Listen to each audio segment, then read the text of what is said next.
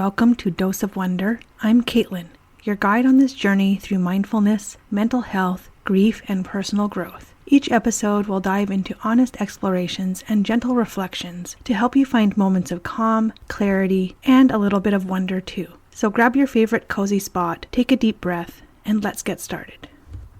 Have you ever heard the phrase, thoughts become things?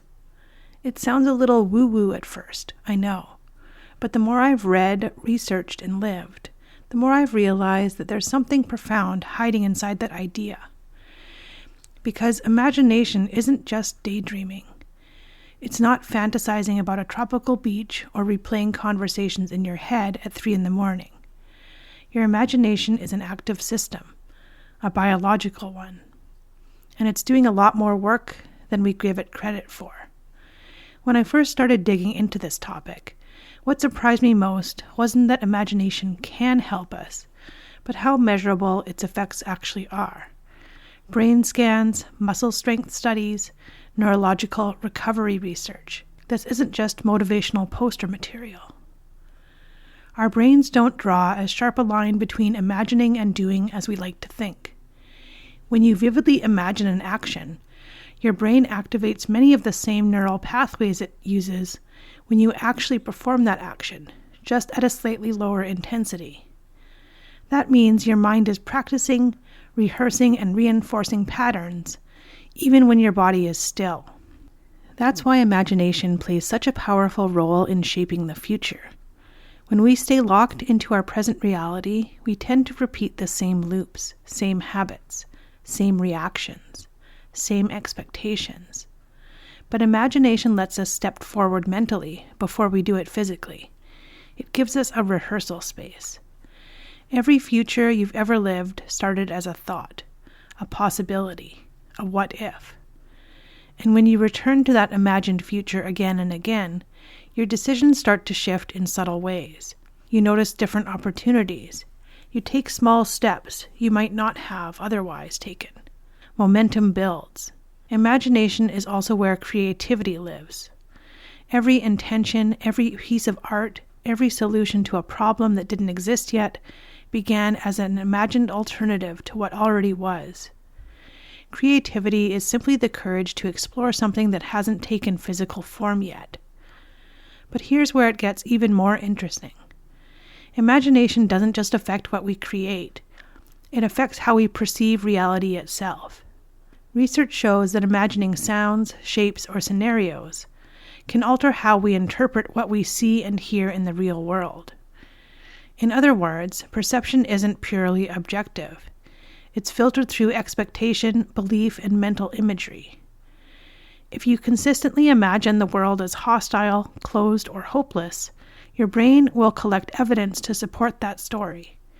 If you imagine the world as spacious, possibility-filled, and forgiving, that story starts to shape what you notice too. This isn't toxic positivity, it's neural patterning. And it shows up very clearly when it comes to skill building. Studies have found that people who visualize a task before performing it often improve faster than those who don't, especially if they already have some familiarity with the skill. Pianists, athletes, surgeons. The key is specificity. Vague visualization doesn't do much. Detailed, sensory-rich visualization does. Imagine the feel of the keys under your fingers, the weight of your body, the sounds, the temperature, the environment. The more senses involved, the stronger the neural imprint. And yes, this even applies to physical strength. One Cleveland Clinic study found that people who only imagined exercising still gained measurable muscle strength up to 13.5%. Those who combined mental rehearsal with physical practice did even better and often needed less total training time. Imagination activates the same motor neurons used during real movement. The brain doesn't sit idle just because the body isn't lifting a weight. This is also why imagination affects bodily processes so quickly. Think about biting into a lemon. Your mouth responds immediately. Imagine walking through a haunted house. Your heart rate changes. Picture someone you love. Hormones shift. warmth spreads. Your body reacts to imagined experiences as if they're real, because on a neurological level, they partially are. Which is why imagination can be such a powerful tool for anxiety. If your mind is constantly rehearsing worst-case scenarios, your nervous system stays on high alert. But if you intentionally rehearse calm, competence, and grounded responses, you give your body a different template to work from. The point isn't to live inside your head instead of your life. It's to recognize that imagination is already shaping your life, whether you're using it intentionally or not. So the invitation here is simple. Before the hard conversation, imagine it going well. Before the challenge, imagine yourself inside it. Before the leap, imagine landing. Then take the step. Imagination works best when it's paired with action, not used as a substitute for it. And maybe that's the real magic, the real wonder. Not that thoughts magically become things, but that practiced thoughts prepare us to become who we're becoming.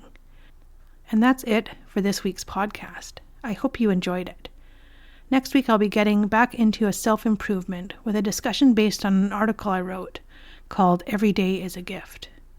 As always, thanks for listening, and don't forget to live with a dose of wonder.